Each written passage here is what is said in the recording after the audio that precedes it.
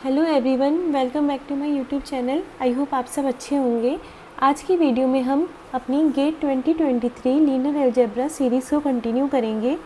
हमने finite dimensional vector space शुरू किया था, जिसमें हमने लीनियरली डिपेंडेंट इंडिपेंडेंट वेक्टर पढ़े थे और हमने देखा था कि स्पैन और स्पैनिंग सेट है ना, linear span of a set और स्पैनिंग सेट दोनों क्या होते हैं और दोनों किस तरीके से एक दूसरे से अलग होते हैं। ठीक है, तो देखिए आज का जो हमारा टॉपिक है वो है बेसिस एंड डायमेंशन और वेक्टर सब स्पेस।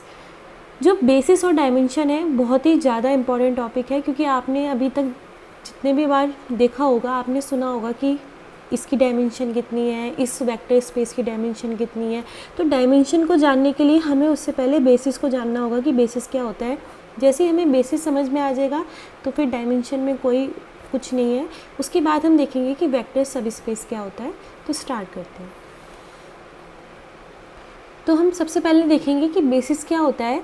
सपोज़ कीजिए आपको एक सेट दे रखा है एस, ठीक है। एस के अंदर n एलिमेंट है, वेक्टर है v1, v2, v3 and up to so on vn, ठीक है।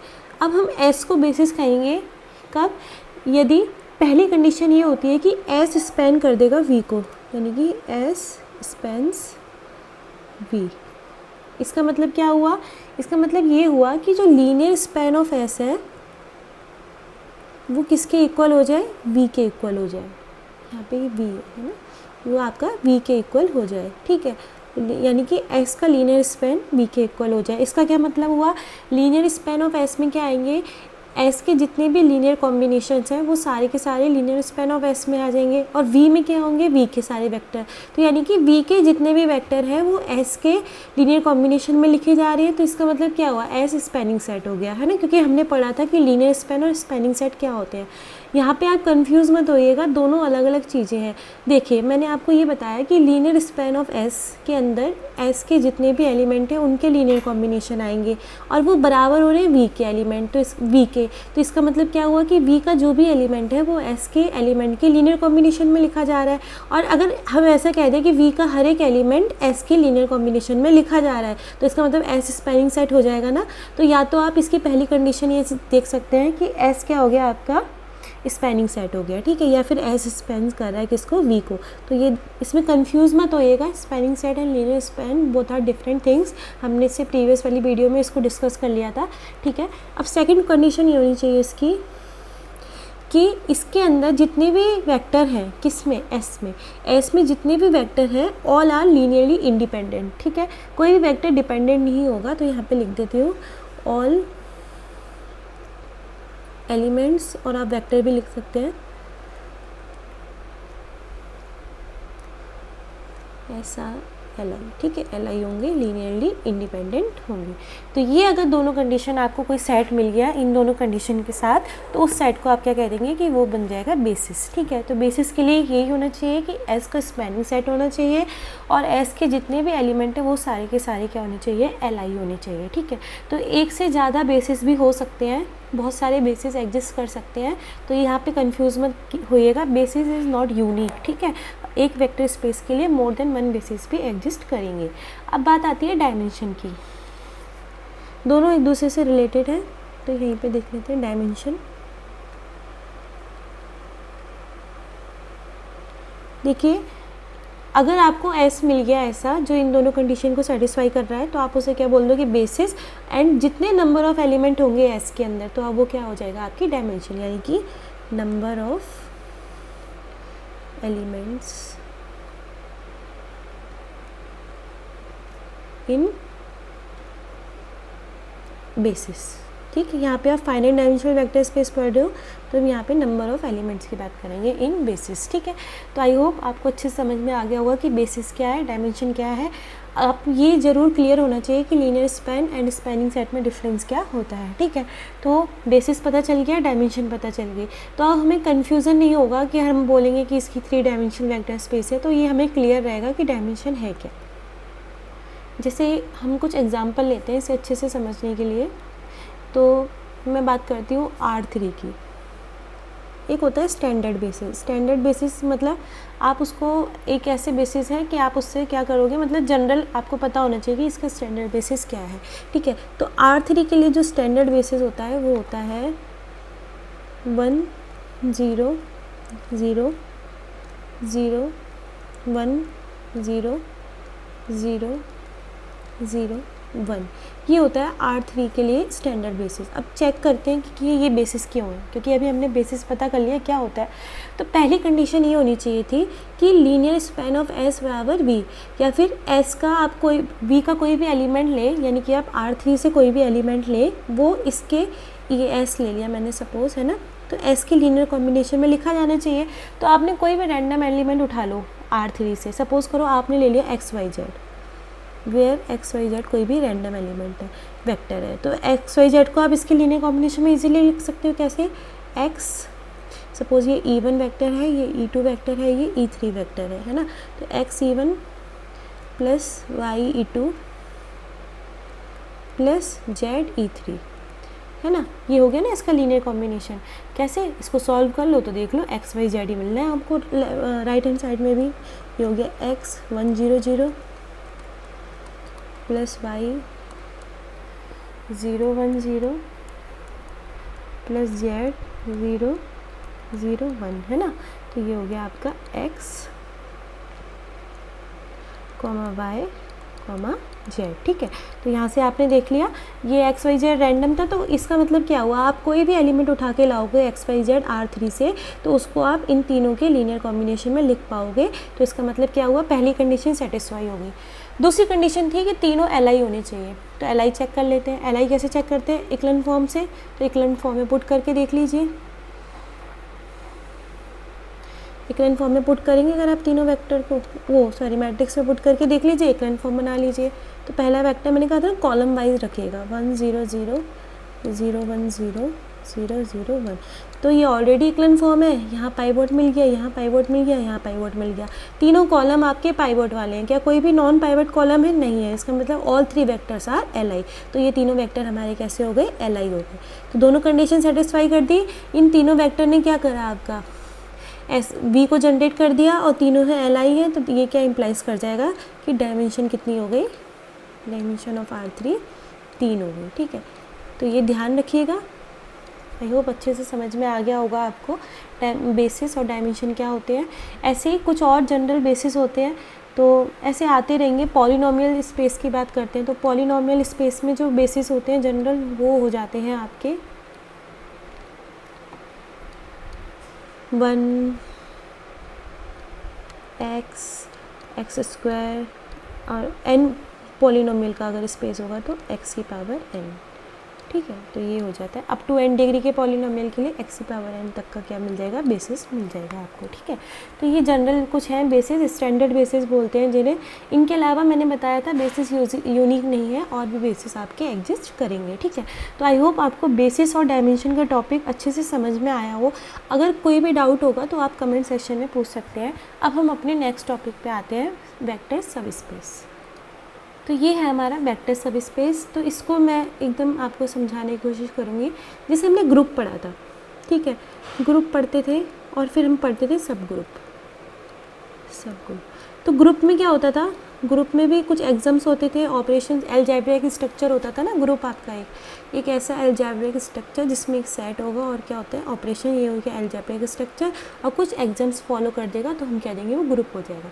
जब सब ग्रुप की बात करते थे तो हम कहते थे कि सब ग्रुप के लिए क्या होना चाहिए, अगर कोई सेट H है वो G का सब ग्रुप होगा। कब? जब H क्या होगा, G का सबसेट होगा।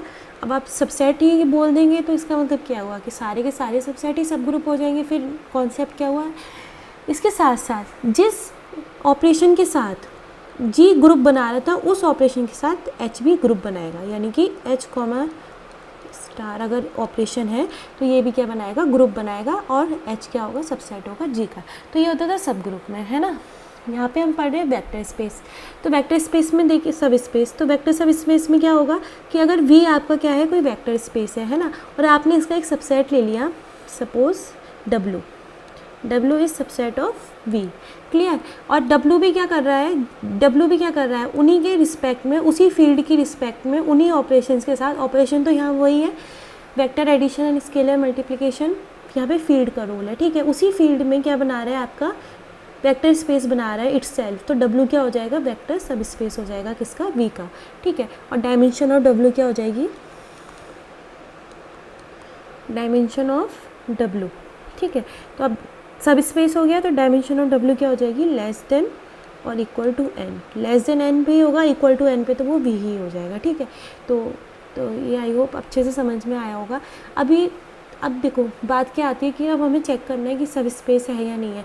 तो हमें याद है सब ग्रुप चेक करने के लिए क्या करते थे, हम ऐसे तो नहीं करते थे कि पूरे के पूरे एकदम सब H के साथ भी सेटिस्फाई कराए, हम ऐसे करते थे कि अगर A भी बिलोंग कर रहा है H को, कि इफ़ A भी बिलोंग्स टू H, देन हम कहते थे कि A भी इन्वर्स बिलोंग करना चाहिए H को, तो H सब ग्रुप हो जाएगा, है ना। बस एक ये छोटी सी कंडीशन को सेटिस्फाई करा के बोल देते थे सब ग्रुप कंडीशन।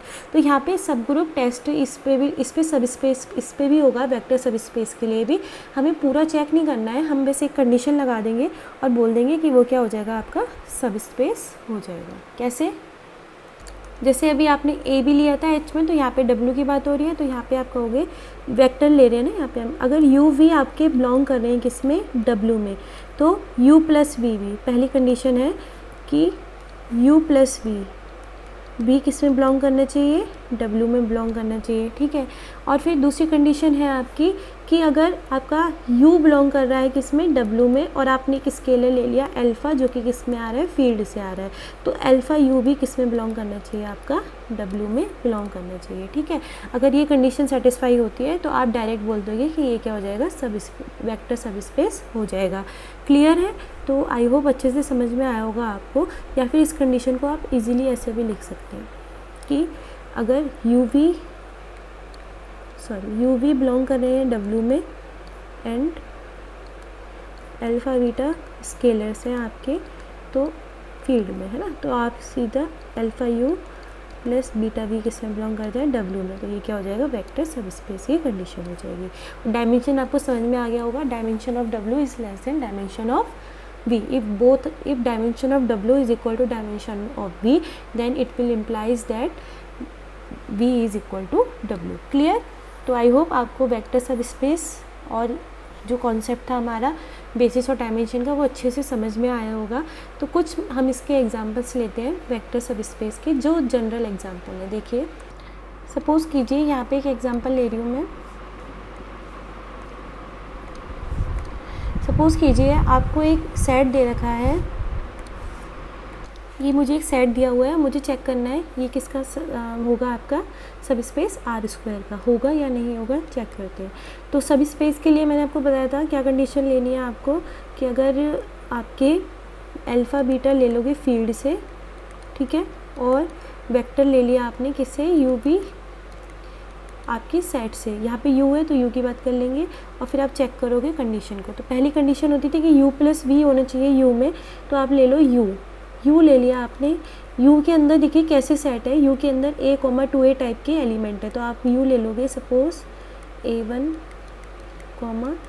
2A1, ठीक है, और V ले लिया आपने A2, 2A2, तो U प्लस V क्या हो जाएगा, U प्लस V हो जाएगा आपका, U प्लस V हो जाएगा A1, 2A1 plus A2, 2A2, है ना, एडिशन कर लीजिए तो इक्वल टू हो जाएगा A1 plus A2, 2A1 plus 2A2, और इसे सिंप्लीफाई करेंगे तो हमें मिलेगा A1 plus A2, twice of A1 plus A2। अब देखिए क्या ये वाला एलिमेंट हमारा बिलोंग करेगा U में, तो चेक कर लीजिए U में बिलोंग करने के लिए क्या होना चाहिए था कि A बिलोंग करना चाहिए था R को, तो A1 प्लस A2, अगर A1 बिलोंग कर रहा है किसको, R को, A2 बिलोंग कर रहा है तो A1 प्लस A2 भी बिलोंग करेगा R को। दूसरी कंडीशन होनी चाहिए था कि A, 2A टाइप के एलिमेंट होने चाहिए थे, तो अगर मैं इस पूरे को A की तरह ट्रीट करूँ तो ये मेरा 2A बन जाएगा, तो यानी कि ये मेरा एलिमेंट किस में बिलोंग कर गया, U में बिलोंग कर गया, तो इसका मतलब पहली कंडीशन सेटिस्फाई हो गई। नेक्स्ट कंडीशन में क्या चेक करते थे कि अगर अल्फ़ा है आपका किस में, फील्ड से आ रहा है, यानी कि आर से, यहाँ पे रियल नंबर की फील्ड है, और आपका वेक्टर है वो किससे आ रहा है, उससे सेट से आ रहा है। तो चेक कीजिए, आपने लिया अल्फ़ा यू, तो अल्फ़ा यू हो जाएगा आपका, अल्फ़ा यू हमने लिया था A1, A2, तो ये हो जाएगा अल्फ़ा A1, 2 A1, तो ये इक्वल हो जाएगा आपका अल्फ़ा A1, 2 A1 अल्फ़ा। ठीक है, अब ये वाला एलिमेंट देख लीजिए यू में बिलोंग करेगा या नहीं। तो इस एलिमेंट की क्या है, इस एलिमेंट में भी यही हो गया कि पहली कंडीशन क्या थी कि A1 आपका किस में होना चाहिए था, अल्फ़ा A1। ये पूरा एलिमेंट आर में बिलोंग करेगा, बिल्कुल करेगा। और ये एलिमेंट किस फॉर्म का हो गया, अगर ये ए है तो ये 2A टाइप का बन गया, तो यानी कि ये भी बिलोंग कर गया यू में। तो दोनों कंडीशन आपकी सेटिस्फाई हो गई सब स्पेस की, तो आप डायरेक्ट बोल दोगे कि ये क्या होगा, इसका सब स्पेस होगा। तो यही होता है इसमें कि आपका जो कंडीशन है वो आप ध्यान रखिएगा, ये कंडीशन अगर सेटिस्फाई होती है तो आप बोल दोगे कि वेक्टर सब स्पेस हो जाएगा। देखिए हमने एग्जाम्स चेक ही नहीं करे, बस हमने कंडीशंस को चेक कर लिया और हमें पता चल गया। दूसरी एक चीज़ और होती है, मैं स्किप कर गई, कि जीरो ज़रूर बिलोंग करना चाहिए आपका सब स्पेस में। मैंने ये एकदम मतलब ठीक है, कॉमन बात है कि जैसे आपका जीरो की बात कर ली तो जीरो बिलोंग करना चाहिए। तो जीरो देख लो, जीरो को आप कैसे लिख सकते हो, ज़ीरो को आप लिख सकते हो ना 0, 2 इंटू 0, और जहाँ पे जीरो बिलोंग करता है रियल नंबर को, तो जीरो भी बिलोंग कर रहे हैं ना आपका यू में, तो इसका मतलब ये क्या हो जाएगा, वेक्टर सब स्पेस हो जाएगा। ठीक है, तो आई होप आपको अच्छे से समझ में आया होगा। अगर किसी भी तरीके का डाउट है तो आप कमेंट सेक्शन में पूछिएगा। तो ये था मेरा वेक्टर सब स्पेस। आई होप आपको सारे टॉपिक अच्छे से समझ में आए होंगे। कोई भी डाउट होगा तो आप कमेंट सेक्शन में पूछिएगा, और वीडियो अच्छा लगे तो प्लीज़ लाइक, सब्सक्राइब और शेयर कीजिएगा। इसके बाद एक दो टॉपिक है हमारे, एक टॉपिक है हमारा कोऑर्डिनेट। बहुत ज़्यादा इम्पॉर्टेंट टॉपिक है और बहुत ही ज़्यादा यूज़फुल है।